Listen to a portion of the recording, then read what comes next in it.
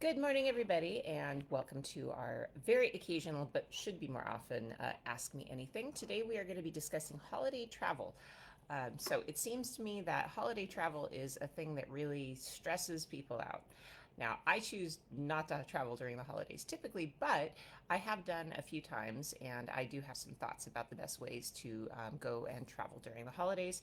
But also, if you have just general travel questions, I'm happy to take those as well. So, during this, if you've never done an Ask Me Anything before, I have questions that I've already received through our Facebook post, but I also have questions that I've received through email. And I'm going to go ahead and I'm going to go through all of those and just answer your questions. But if you're watching today, you are welcome to post some comments onto the live stream directly, and I will go ahead and answer those as many as I can get to.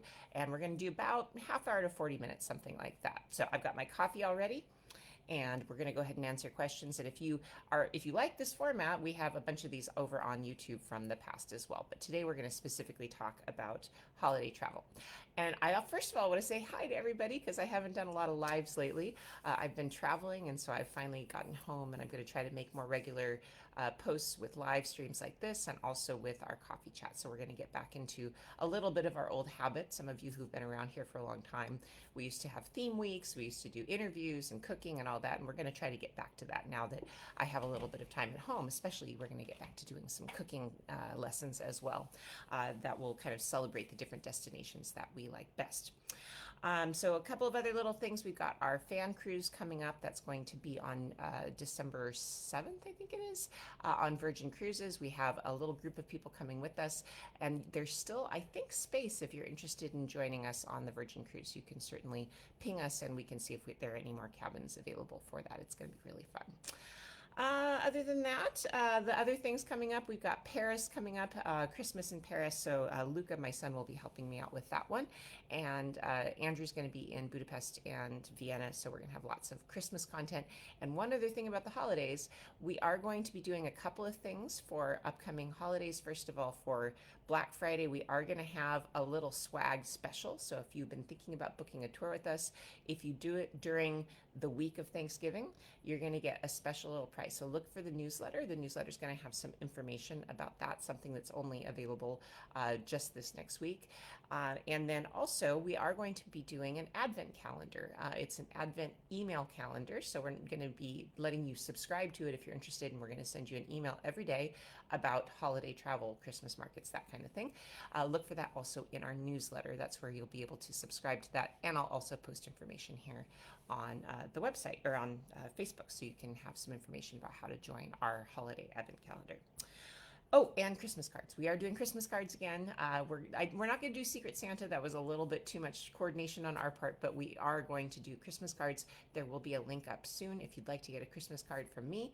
And I'm actually doing them myself. So if you want to get a card from me, you're just going to put in your name and your address, and we'll send you out a Christmas greeting from all of us here at Adventures with Sarah. So without further ado, let's go ahead and go into our questions that we have from all of our folks out there who are traveling during the holidays.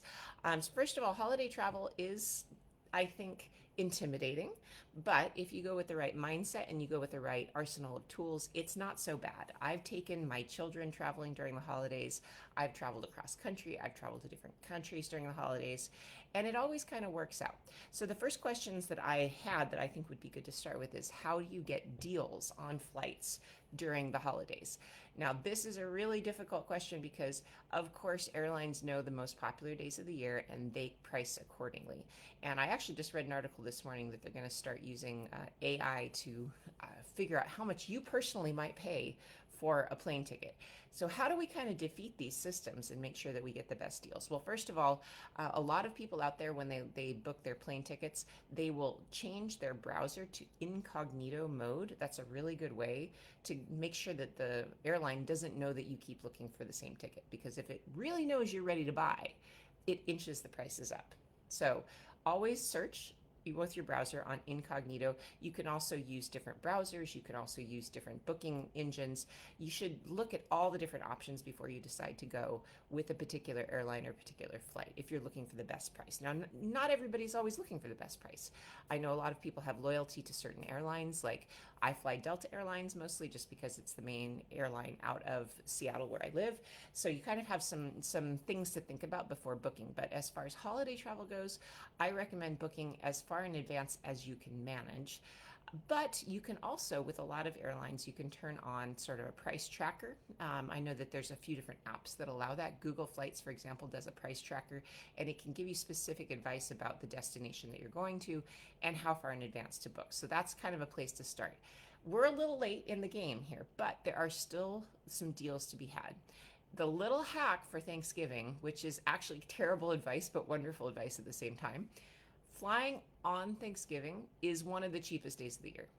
I have flown on Thanksgiving a number of times, and it's such a good deal. And in fact, once we went to I think it was Louisiana for Thanksgiving for a holiday with family, and we left at about 5 o'clock in the morning from Seattle, and we were there by evening for dinner.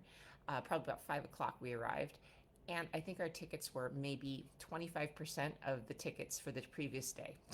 So you can get great deals. Last year, my kids were not home for Thanksgiving, and so I decided, well, I'm going to take myself to Hawaii. So I went to Hawaii for a week. I left on Thanksgiving, and the ticket, I think round trip to Maui was something like $300 or $400. It was really cheap because nobody wants to fly on Thanksgiving. And then the return date, if you have flexibility on that, you can return about a week later. You don't want to return Saturday, Sunday, Monday, Tuesday, because those are still people coming back from Thanksgiving holidays. But if you come back Wednesday or later, Thursday, something like that, after Thanksgiving, it's quiet. So the first week of December is usually pretty quiet. So if you are still looking to do something for Thanksgiving and you want to get a cheap ticket, there are deals to be had out there if you fly on Thanksgiving Day.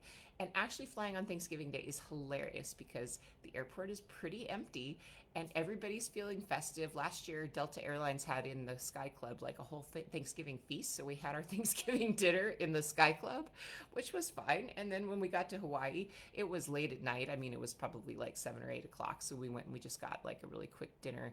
And it was delightful. I really enjoyed it. So that's one tip for Thanksgiving in particular, fly on Thanksgiving. As far as Christmas goes, Christmas is a little different, but again, there are still deals to be had if you don't mind flying on the holiday. So for example, flying Christmas Day is very cheap because nobody wants to travel on Christmas Day. Everybody's got stuff going on. So these are the deals you absolutely can find. And surprisingly, the first couple weeks in December are pretty cheap as far as getting flights. It's really not very expensive at all. So that's some really good ideas for ways that you can do this. Also, by the way, going and staying in the hotel in Hawaii over Thanksgiving, arriving Thanksgiving and leaving the next, I think it was Wednesday or Thursday we left, it was really not very expensive at all because people book for Wednesday, Thursday, Friday, and then they leave usually Saturday, Sunday. So by the time Sunday rolled around in Hawaii at the resort we were at, it was completely empty. There was nobody there. So that's kind of an interesting way to work with these holidays. Use them as an advantage, not as a disadvantage in flying on the actual day of the holiday if you don't have family engagements. This is, I think, a really super clever hack to kind of get back and forth. Also, with our Christmas market tours that we're doing, I've been flying back and forth. Again, I'll do it this year to Paris. And what I've kind of found is that you can actually get pretty good deals if you look at where you're flying and the days of the week that you're going. Flying Christmas Eve is the worst probably, but the weeks before that, so early December, round trips to Europe are still pretty inexpensive because it's cold and it's not really high season. I mean, yeah, Christmas market business is becoming more and more a big deal for Europe, but it's actually not super expensive to fly the first part of December. So if you're thinking about doing a trip to Europe or to Christmas markets, there are still deals out there to be had because it's not a popular time to go to Europe otherwise. So those are just some thoughts. Also, going places that are not Christmassy. December's a great time to go. I mean, think about Thailand. Not a lot of people are thinking about going to Thailand right before Christmas. So that's an interesting time to go. The expensive part of the holidays are going to be from like the 24th, skipping Christmas, 26th, and up until after the New Year. That's when things are really busy. The next really good value time to go, and actually I'm going to Hawaii then, is the week after New Year's. So around the 5th, 6th, 7th of December. Super cheap to travel just about anywhere you can think about. We got an incredible deal to fly. I think it was 30,000 miles round trip to Kauai. So there are really good deals out there. You just have to think creatively about dates and how you want to kind of move things around. So the next question I have, oh, please, like I said, if you have any questions, put them in the comments and I'd be happy to elaborate on any of these points if you want. The next question is, what are some special events that are going on in Europe in December? So that is a very big question. And in fact, we probably need an entire hour just to talk about that. But what I want to kind of highlight is just the Christmas market thing, because this has become very, very popular to go to Christmas markets. So what is a European Christmas market? You may not know, you may not have been. They are festivals that are in the center of almost every town, particularly in Northern Europe. Some are more famous than others. Some towns take it more seriously than others. But you'd be surprised that you can find Christmas markets outside of the really famous ones. So the famous ones, of course, Vienna is one of the most famous ones. Lots of the cities in Germany have them as well. So Munich, for example. Strasbourg in France is extremely famous for their Christmas markets. So they're kind of everywhere, but there are the most famous ones. I would say that Vienna is probably the most famous one. So that's why we are going on our Budapest and Vienna Christmas tour to those markets. What do you find at those markets? Well, see, this is where it kind of gets to be like a little bit your taste. I love Christmas markets because they're festive and I love the festive feeling. When you go to these markets, they have stalls that are selling crafts, usually like Christmas ornaments, kind of, a lot of it's sort of cheesy stuff, socks. I bought socks last year, you know. So there's all these different kinds of little products that they're selling, soaps, handmade things. Then there's the food section that is selling usually whatever kind of specialty. I was in Flanders, I was in Belgium, the Netherlands, and northern France. And so I was going to see like tartiflette, which is sort of like a potato dish with a cheese sauce. They had some things from Switzerland like raclette. So kind of like lots of heavy cheese and potatoes and things like that. So lots of local dishes. And then also there's hot wine. That's my favorite. I love the hot wine. And you can get a mug of hot wine and just walk around the Christmas market with your mug and look at things. And then there's usually like a carnival. So there are rides, there are games, this kind of thing. So it's a little bit like a county fair, but with a Christmas theme. I think they're super fun, but people often who go with this plan who've never been to Christmas markets and then they go to like 10 of them kind of feel like they're repetitive, because they kind of are. They're really very similar, especially if you're staying within one country. I went around Belgium and I went to 3 different Christmas markets in Belgium, and they were all delightful, but very, very similar. I loved it because it's fun to see a beautiful town that you might want to see anyway that has a Christmas market. So Belgium, for example, I had never been to Ghent. I loved Ghent. I thought it was a beautiful town, and having the Christmas stuff there as well was kind of a fun combo wombo. You get to do kind of the sightseeing, but then you also get the Christmas market as a plus, which is kind of the concept of our Christmas market tour in Paris. Well, it's not really a Christmas market tour, but it's a Christmas themed tour. And that's the other little hot tip I want to give you when you're thinking about the Christmas tours and putting together a trip over Christmas time. It's important to think again about what else you might want to see, because not a lot of people relate Paris to Christmas markets, but in fact, they have Christmas markets all throughout the city. Tons of them. So all throughout Paris, you can just wander, and this is something we do on our tour. We just take a wander through town and we stop at each of the little neighborhood Christmas markets. So you don't have to go to Vienna with everybody else where the rooms are $600 or $700 a night. You can actually look throughout Europe and find other towns that have Christmas markets that are not famous. One of the things we do on our Paris tour as well, we're going to a town called Arras, which has a Christmas market that's actually pretty big, and it's only really known to French people. It's not a thing that's on the internet all the time, right? So there are lots of examples like that. Belgium, almost every single town has a Christmas market. So think creatively if you want to do Christmas markets, but you don't want to be inundated with the tourist crowds.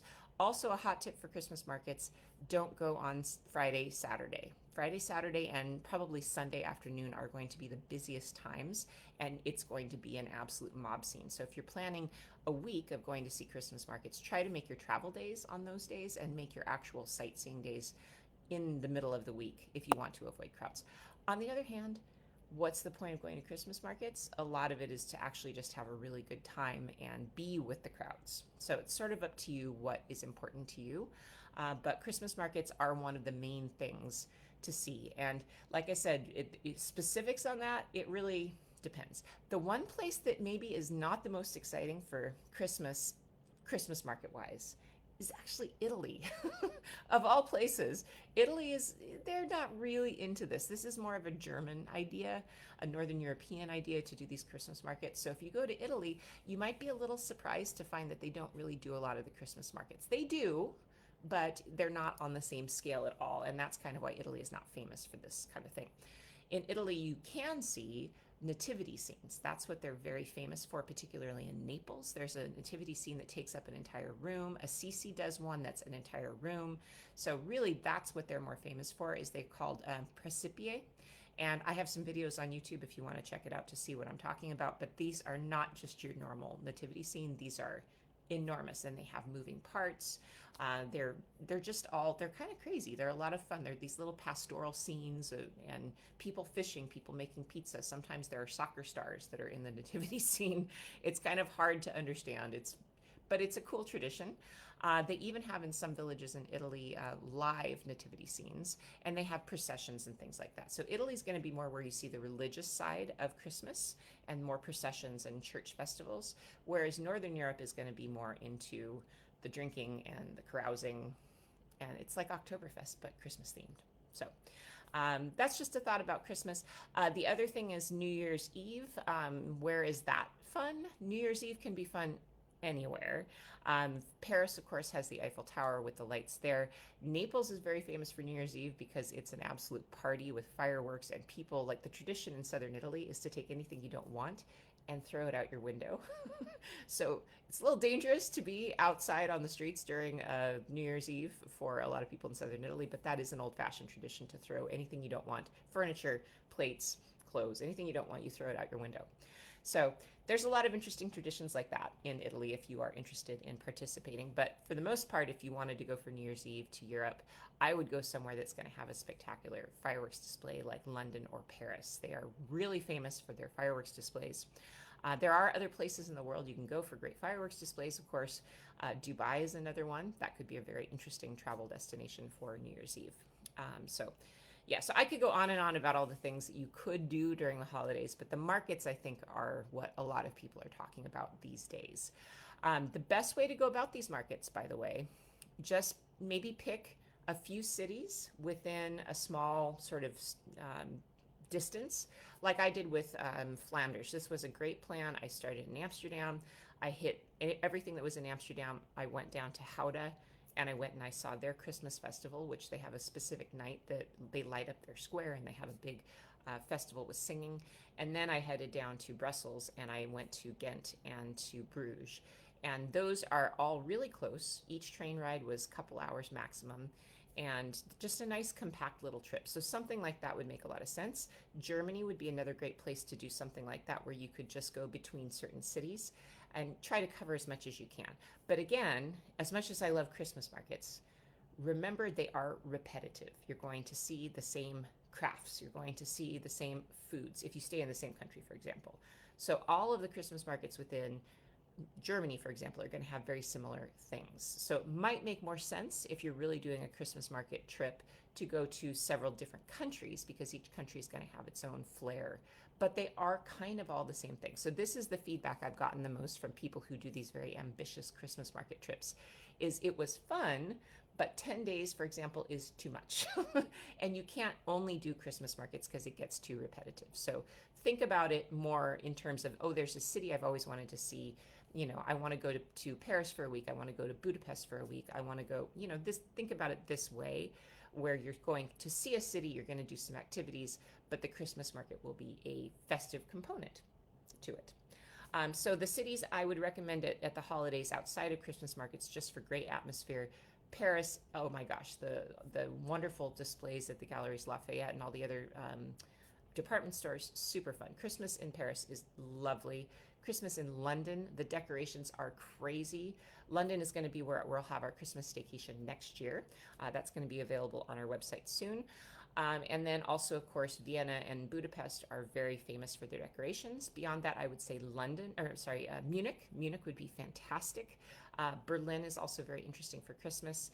You could even go to Madrid. I know that in Madrid they have a lot of festivities. They have markets and things like that.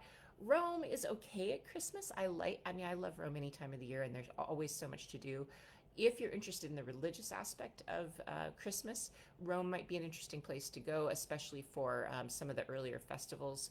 So I don't know, it kind of depends on what you want to do, but those would be I would say big cities are some of the most fun to go to during the Christmas season.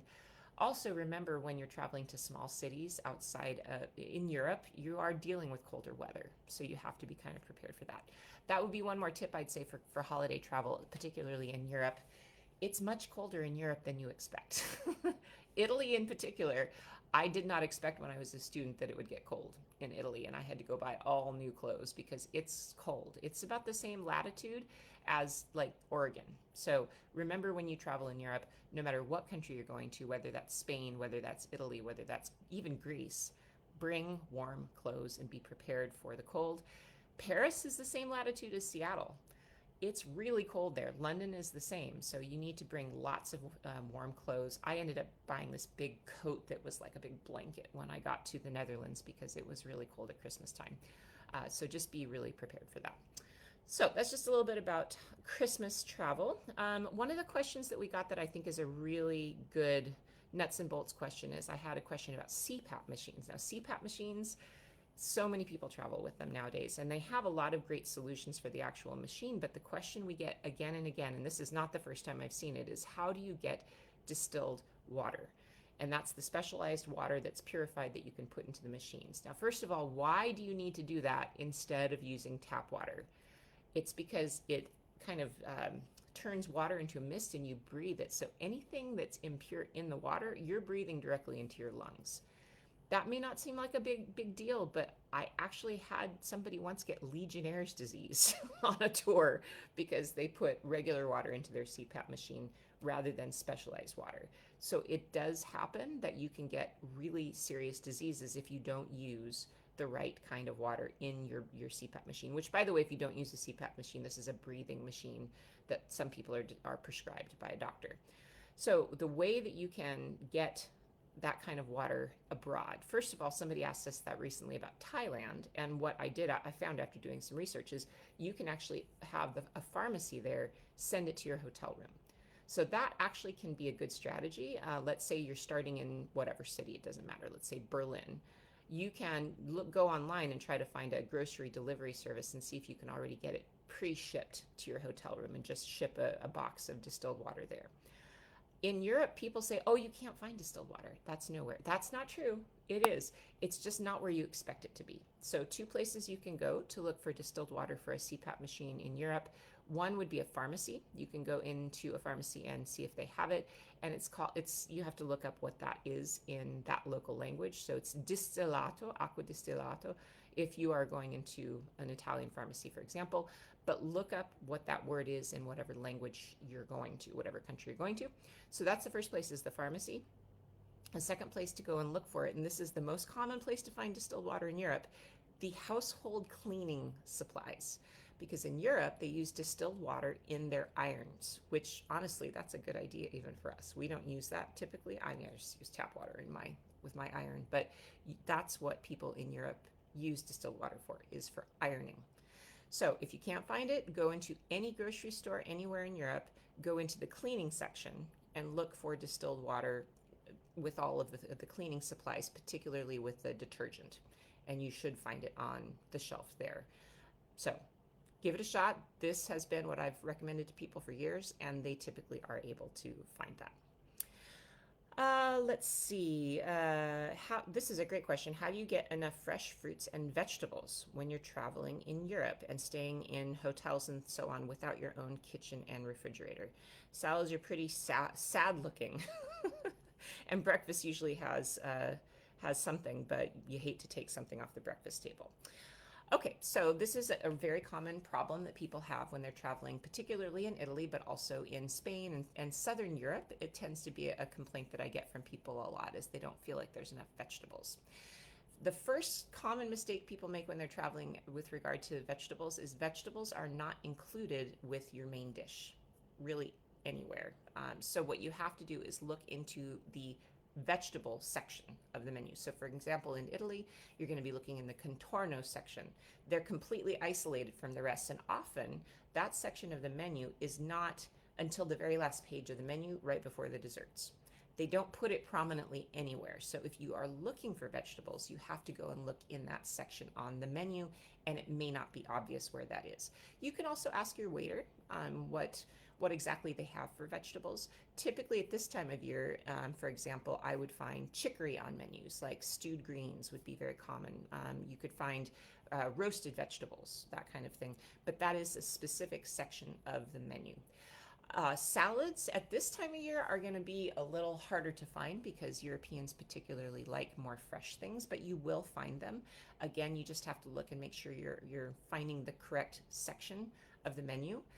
So in Italy, salads have always been, I don't care for them. The best place in the world for salads is in France. French salads are amazing. They have salads with duck and hot potatoes on lettuce, for example, and every single restaurant will have a salad section. But again, this is, I think, where people often make the mistake is they think maybe vegetables are coming with their main dish and they don't order them separately. So they are available. You just have to really look on the menu. And if you don't see what you want, always ask. Almost any restaurant in Europe, if you ask and you say, hey, do you have any cooked spinach, or do you have any cooked vegetables you could add to my meal? They have it. You just have to ask because maybe you didn't see it on the menu. As far as vegetables go, I just really think it's for breakfast. That's another good question. Fresh fruit and that kind of thing. Sometimes hotels don't have them, and the reason is that they don't always get eaten. And so they don't want to waste the money on fresh stuff that's going to disappear. So what I would probably recommend at hotels is for you to just go ahead and pop by any kind of grocery store and pick up some fruits that you can add to your breakfast. Most hotels these days have little refrigerators. A lot of things don't need to be refrigerated, though, like bananas and oranges don't need to be refrigerated. Apples don't need to be refrigerated. So getting some of these more longer lasting fruits and vegetables, especially in the wintertime, it's pretty easy to do if you go to any grocery store. But yeah, I always find this so fascinating that people on my tours always go, I can't find vegetables anywhere. Every single tour I do, no matter what the country, I always hear that. So it is kind of, it's a fascinating thing. There are plenty of things like that. Okay, so moving on to some other questions. How do you move through an airport during the holidays without so much fuss? Okay, so there are going to be days where it is extremely crowded no matter what you do, but there are lots of strategies in place these days for getting through security faster. And you just have to start by looking at what's available at your own airport and at the airport you're going to be departing from. So if you're staying within the US, there's some really easy strategies to get through the airport quicker. Number one, you should have TSA PreCheck. If you follow me, you probably travel enough to make TSA PreCheck worth it because it's about $150 maybe for 5 years. It's the best deal on the planet.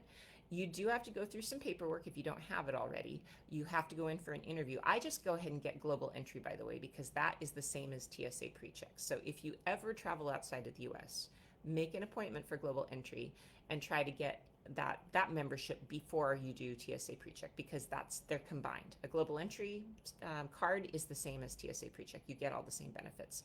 Plus, you get to come into the country without any line. These days, when you enter back into the US with global entry, you don't talk to anybody. At my home airport here in Seattle, I walk up to a thing that scans my face and then I walk out.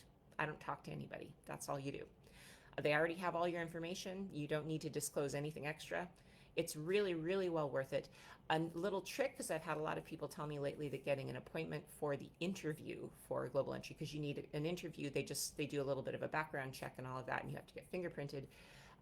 You can actually make your application, and then when you're flying back into the US from whatever destination in the world you might be at, you can get an on-the-spot appointment in many airports. So have a look at your own airport.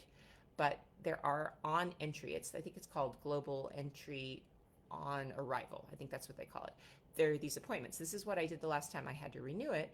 Instead of waiting for an appointment, I landed at JFK, and as soon as I got to the customs person, I said, "Hey, can I do my global entry renewal?" And they said, "Oh, sure."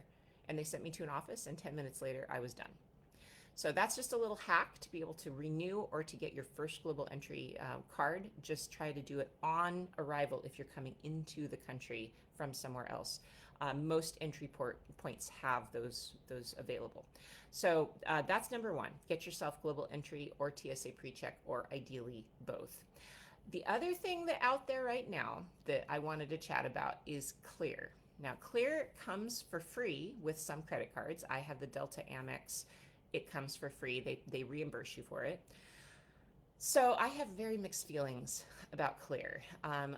So the concept behind Clear is that it's not TSA PreCheck, but it's a way that you can skip lines because they've already scanned your fingers or your eyes, and you walk in and they have a staff member there who takes you over. You scan your eyes or your fingers, and then they take you directly to the front of the line for the security zone. So you can use regular Clear if you don't have TSA PreCheck. It'll get you to the front of the line of the regular security line. Or you can do TSA PreCheck and Clear together, which will take you to the front of the TSA PreCheck line. Now, here's the thing. Recently, I've noticed the TSA PreCheck plus Clear equals no advantage. There's usually no line for TSA PreCheck anyway, so Clear doesn't make any sense. And often there's a line for Clear, but no line for TSA PreCheck. So Clear isn't making a lot of sense for people who already have TSA PreCheck right now. They need to fix whatever's going on with their system. It's not really working. The people it often does benefit is people who don't have TSA PreCheck. If you haven't taken the time to do that, then you're going to end up in the general line, which can often be an hour, can be a long wait. Clear will cut you to the front of the line. So that's probably worth it if you don't have TSA PreCheck. So I have all the things because I'm a travel professional. I'm constantly going through airports. I don't know if it's a value for me. But for you, here's another idea. If you have never done Clear, you don't know anything about it. If you get to the airport and you see the line is 2 hours to get through general security, check with the TSA PreCheck and see, or not, sorry, with Clear, and see how long their line is. You can subscribe on the spot if you want to. It's about $100 a year. Again, I'm not sure it's a value. So I'd be curious about other people's thoughts if you have thoughts about Clear experiences, because my experience so far has been pretty meh. I've had it for about 2 years and I'm not that impressed. One other trick to cutting the security line, I don't know if this happens anywhere else. We are very fortunate here in Seattle to have a very lucky thing that is called Spot Saver. You can go ahead and book on your phone a spot in the security line in Seattle ahead of time. So let's say I have a 10 a.m. flight. I'm going to get there 2 hours in advance. So I'm going to get to the airport about 8 o'clock. I'll make an 8:15 reservation for Spot Saver. You literally walk through and into the X-ray area. There's no wait at all. It's a really cool program. I actually don't use it for myself, but I book it for my kids if my kids are traveling, because they don't have global entry yet. So they just go ahead and they pass right through with the Spot Saver, and we raced each other once. So I went through TSA PreCheck with Clear. My kids went through Spot Saver, and my boyfriend went through, I think he went through Clear. And it turned out the kids got through first. So the Spot Saver, if you have that at your airport, check it out. It's a really great way to just speed right on through, and that really takes a lot of stress out of things. So this is the most stressful part of going to an airport, by the way, is getting through security. So that's why these are really important hacks during the holidays, is what is the best way to get you through there. One other interesting that Seattle has introduced, and I don't know about other airports, but they have, is they now have a visitor pass program as well. So if you have somebody dropping you off at the airport that wants to hang out with you before your flight, you can do that, just like the 80s and the 90s. I remember my parents walking me to the gate when I went on my first trip to Europe. So you can do that now. You can walk people to their gate, at least at SeaTac. So I don't know about other airports. You guys can tell me if your airport does this. You just apply a day or two ahead of time, and you send, I think, a photograph of your driver's license, and they give you a little pass to scan. You have to go through security with your friend that is traveling, but then you can go and you can eat at the restaurants there, you can hang out, you can sit by the gate until your friend gets onto their flight. I think it's really fun. If I am unable to, like, for example, if my boyfriend can't come with me, he'll do this so that he can come and hang out with me at the airport before I fly. So Really, really fun thing that Seattle's doing. Look and see if your own airport is offering that service as well, because it's a pretty cool thing. Those are just a few of the ideas of how to get through. Another question people have had for me at this time of year at the holidays is, how far in advance should I arrive for my flight? Now, the typical advice, if you're traveling internationally, is 3 hours in advance. During the holidays, all bets are off, man. Unless you are set with Sky Priority, so priority check-in, you have TSA pre-check and global entry and clear. You've got all the things like I do. I would still be okay with 3 hours ahead. And honestly, on a regular day with all the things I have, I kind of cheat and I get there about 2 hours in advance for international flights. I get through quickly. But at this time of year, even I would arrive about 4 hours in advance for an international flight. For a national flight, if you're staying within the US, minimum 2 hours during the holidays, maybe more depending on the time of year that you are departing. Also check your departure airport's website, because they often will have crowd monitors and they'll tell you how long the wait is. So you can monitor going up to the day that you're departing. For example, Seattle Airport, again, like I said, pretty cool airport. They have on their website the estimated wait times at all of the security checkpoints. That's something you can track in advance of your flight to see how far in advance you need to come. But I think the rule of thumb stands, which is for a US flight during the holidays, minimum of 2 hours. That means from the time you set foot into the airport, you better be there 2 hours before your flight. So if it's a 10 a.m. flight, you better be on the site at 8 a.m. And especially if you don't have any of these kind of hacks for getting through security. International, again, minimum of 3 hours, particularly during the holidays. Also because at this time of year, we never know about weather. One little hack about flying during the holidays, some things to avoid. If you are on the west coast of the United States and you're going to Europe, do not fly through the East Coast. Do not fly through JFK. Do not fly through Atlanta. Do not fly through Detroit. Try to go on any flight you can find that leaves from the West Coast and goes directly to Europe. This is from many years of experience with this, because there are so many storms that happen on the East Coast, storms that ground planes. Please avoid the East Coast if you at all can, if you're from the West Coast. So I never, ever, ever fly by way of Atlanta or JFK or Dallas or anything at this time of year if I can avoid it. I try to fly directly from Seattle to Europe or to Asia or to wherever I'm going, because those storms on the East Coast during the wintertime, especially during the holidays, oof, that's going to put you off your schedule, and it's kind of a frustration point there. Okay, so I'm going to move on from that, but please, if you have any more questions about airport connections or travel, let me know. So questions that I have here: what happens if you need to use a bathroom but there isn't one nearby? Can you go into a business or an eating place to use one? That's a great question.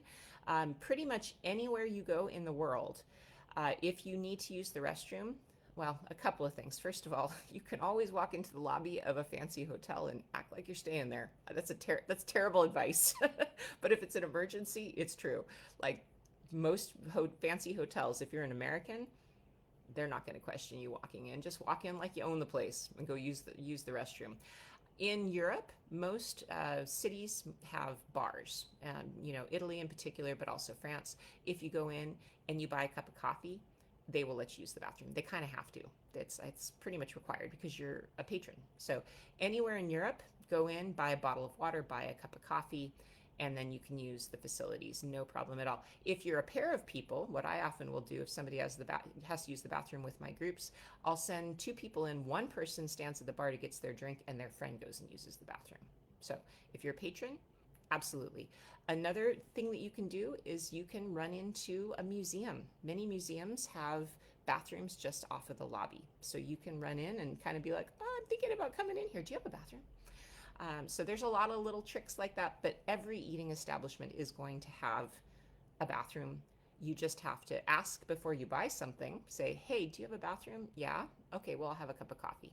So as long as you're a patron, you are welcome to use that. I recently had somebody desperate in the middle of Rome and there were no bars nearby.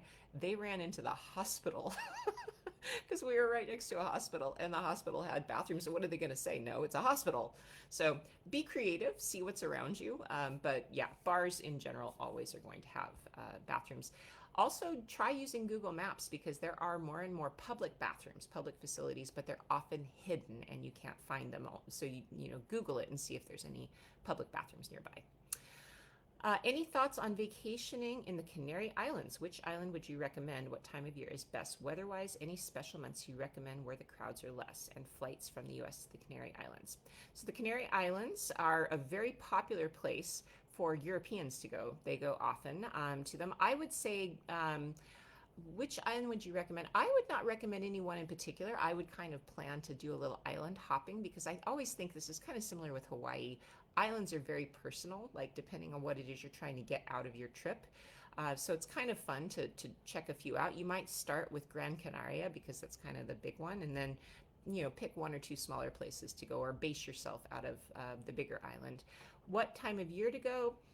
The best time to go if you don't want crowds, it's going to be the summertime because there's plenty of other places people are going in the summer. People don't need to go to the Canary Islands during the summertime because they have Biarritz or they have Greece or whatever, because it is primarily a destination for Europeans. It's going to be most expensive at this time of year. It's going to be super expensive in the wintertime. That's when people are escaping there to try and avoid European wintertime. So I would say probably a good balance of nice weather versus price is going to be shoulder season. Probably May would be good.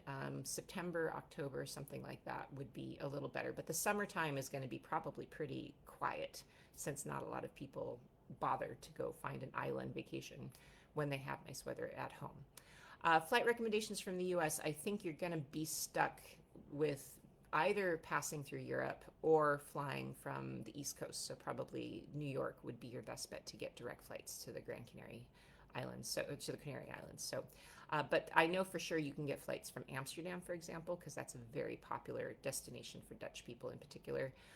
Spain, obviously, since it is related to Spain, you'll find a lot of flights from there as well. Okay. Moving on, I use Claire if and when it's at the airport I'm traveling through. Fast, and we did skip the lines. Yeah, that's really great. Oh, one thing I forgot to mention, traveling back to the US and encountering crowds. This is where airline status really helps. So if you are planning on traveling back into the US, let's say I'm going to use Paris, for example. I fly Delta and Air France is their partner. The SkyTeam Alliance has special security just for SkyTeam elite members. So because I have status on Delta, I go to a different security line. So that's a really great trick right there to avoiding security nightmares. Try and see if any of your credit card options have that bonus where you get status on an airline, because I don't even go. I can't remember the last time I went through the general security line in Paris or in Amsterdam, for example, because they both have these special lanes for SkyTeam Elite members. So look and see with your own airline loyalty program, depending on what airline you fly. Maybe it's United, for example. A lot of these airlines have separate security for people who have status on the airline. And a credit card can often give you that status even if you don't fly a ton. So that's a really great way to do that. On the way back, I've also noticed, interestingly, some airlines are now letting you pay for preferred security. So for example, I flew on, I think it was Ryanair recently or EasyJet, one of the cheap ones.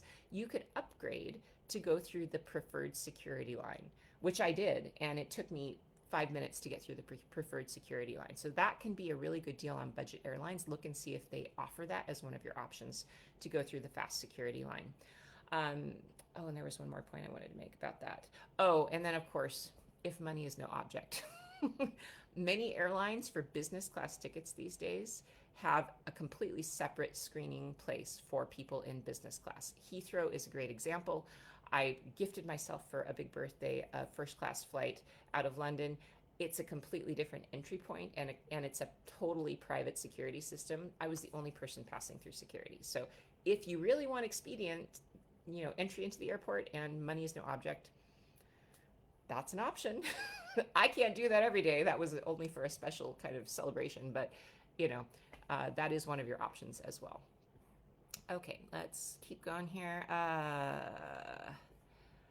Let's see other questions. Okay. So another question that I have here is how to pack for holiday travel. Now, of course, I should probably just do a video for you on this, and I probably will since I'm going to go to Paris in a few weeks. Holiday travel packing is a little bit tricky, and it kind of depends on what you're doing. So, a few thoughts about that. First of all, pack for layers. That is, that's my normal advice, but particularly at this time of year because you may look at oh, I'm going to Paris and it's going to be 50 degrees there. At home, 50 degrees feels like one thing. When you're abroad, 50 degrees does not feel the same because you are not indoors all the time when you're traveling. You're outdoors. And I have a lot of people that arrive on our winter tours who go, oh my gosh, I'm so much colder than I expected to be. And it's not that the temperature is less than it is at your own home. It's that we're outdoors a lot more when we travel. That's just true. Everything that you want to do, just getting between museums and, walking through the town and all that shopping, that's outdoors. Whereas in the US, we're indoors a lot. Even if we go to the mall, a lot of our malls are enclosed, but you're not going to find that when you travel. Christmas markets are all outdoors. So please, when you travel, especially in December and January, if you're going to any place in Europe particularly, but anywhere really, even if I were to go to New York City, I would pack way more warm stuff than I would for an average trip, and way more warm stuff than I would use even in my own home. So a hat, gloves, and a scarf. I can't tell you how many times I've bought gloves when I've traveled because I just didn't think it was going to be that much colder than it is at home. Because, yeah, 50 degrees here in Seattle, I would never wear gloves, but that's because I'm outside for almost no time. I'm getting in the car and I'm going to the grocery store, right? But in, France or in Germany or something, no, you're going to be taking public transportation. You're going to be a lot colder than you think. So please, absolutely this time of year, from November through February, bring gloves, bring a scarf, bring a hat. Even in Sicily, I've worked in Sicily many times in February. You'd think it would be warm there. No, I brought Uggs, like knee-high wool boots with me because you're outdoors all the time and it feels a lot colder when you're outdoors all the time. So layers, bring things that are warmer than you think you may need. I always bring, as you know, a lot of like wool and cashmere sweaters. This is like a merino wool sweater, and bring layers underneath. And then you can kind of see how the temperature goes. You can absolutely do one carry-on bag for any trip. You still can, but you have to be a little bit more thoughtful. I bring a lot of black because, worst possible reason, I have to rewear my stuff a lot. If I'm going to be bringing more heavy-duty stuff, I'm going to have fewer outfits. And that's okay. It's really okay. You can rewear a sweater 6, 7, 8 times. You can. Just like, wear an undershirt. Try not to dribble on it. You can spot clean things in your hotel room. So you're going to bring fewer things, but you're going to bring warmer things. So that's my top advice for that. The biggest problem that I have when I travel to Europe at Christmas time is buying stuff because I've already kind of filled up my carry-on bag. So always bring something to take goodies home with you. I have found that I do Christmas shopping when I'm abroad in December because it's kind of fun, and I always forget, oh, I need to bring an extra bag. So bring an extra bag. I think you're more tempted to shop at Christmas time. But I would also, again, recommend also thinking about your shoes. Shoes are going to be your biggest problem for travel at this time of year because winter shoes are just heavier. They are. I'm not bringing flip-flops when I go to Paris. So you need to think probably 2 pairs. I would bring 1 pair of kind of lightweight boots, maybe that are waterproof depending on where you're going. I know that Blundstones, for example, are very popular right now, something like that. And then bringing maybe a tennis shoe that is comfortable and warm. I love Allbirds. They're made of merino wool, so they're a little bit warmer than a regular tennis shoe. And you just take the more heavy pair and you wear those on the plane. So when I brought my knee-high Uggs, which I love, they're black Uggs that go up to my knees and they're so cozy, I just wear those on the plane. And in fact, that's a funny travel thing in the wintertime. I love wearing Uggs on the plane because they slip on and slip off, and they're also very cozy, and I always get really cold on planes. Another big item that I highly recommend bringing is a great scarf. Now, I know you can buy scarves on your destination, and not everybody likes wearing a scarf, but scarves are so useful during the wintertime in travel. I have a big, long cashmere one that I got at Macy's on clearance. I think I paid maybe 60 or 70 bucks for it. It's a big, super long black cashmere scarf. It is the best thing I own for winter travel because I can wrap it around my neck. I can wrap it around my head and my ears if it's raining or if my ears are getting too cold. I can, wrap it around my body if my sweater's not doing it. So tons of uses. You can also use a giant cashmere scarf like that as a blanket in your room at the hotel, because I find I'm just really cold. I have very, very low blood pressure. I'm cold all the time. And sometimes the hotels are not quite warm enough. So for me, I do like to use that scarf in all different ways. I can add it as a layer under my blankets in the hotel. So that's a really easy, great extra tip. But bring a scarf of some kind, even if you don't typically wear one. Even men, I know a lot of men are like, I don't want to wear a scarf. They look very chic and very, jaunty. If you are trying to be more European, you're going to look more European with a scarf. And honestly, I don't know what the juju is, but if your neck is warm, the rest of your body feels warm, I think. Let's see. Bringing Christmas presents. That was another question I had. How do you bring Christmas presents with you places? My advice on Christmas presents during the holidays, do not wrap them ahead of time. Please don't wrap them ahead of time. Put them into your bags, unwrapped, because it may be that you're going to pass through security and they're going to be curious about what it is. So please don't wrap your Christmas presents. As far as what you can bring carry-on, just remember that jams and things like that, those are considered to be liquids. You have to check your bag if you're going to bring jam, or I've had a really heavy fruit cake that I bought once and they almost didn't let me through because they're like, that looks like a liquid because it's so soaked in rum, right? The other thing I got pulled aside for was stroopwafels because they're so damp and heavy.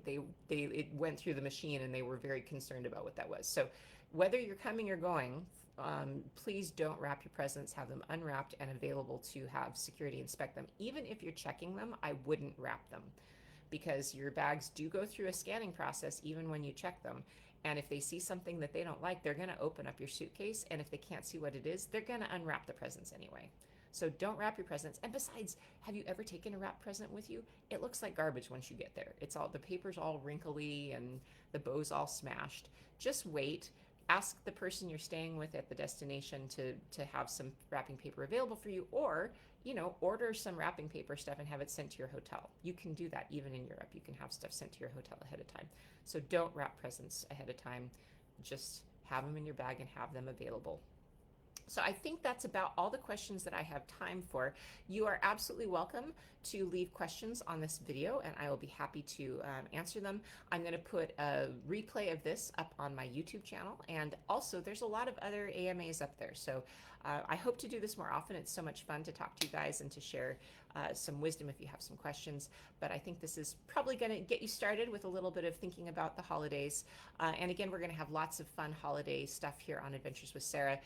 Starting from Thanksgiving, I'm going to do some cooking tutorials, but we're also going to have some really fun travel from these different destinations, from Budapest, Vienna, Paris, and so you can see what Christmas looks like outside of the US. So thanks for joining me, you guys. You guys are always so wonderful. It's just so nice to be able to get back here and chat more with my community. And please do tune in every Monday. We're going to try to do a coffee chat. And then on Fridays, we're going to try to do a slideshow talking about one of our favorite destinations. Tomorrow, I'm going to be talking here about the Cinque Terre at some point. I have to get the technology worked out, but we'll have a little bit of a slideshow to talk about our favorite destinations in the Italian Riviera. So again, thanks for joining me and happy holidays, everybody. We will see you again soon. Ciao.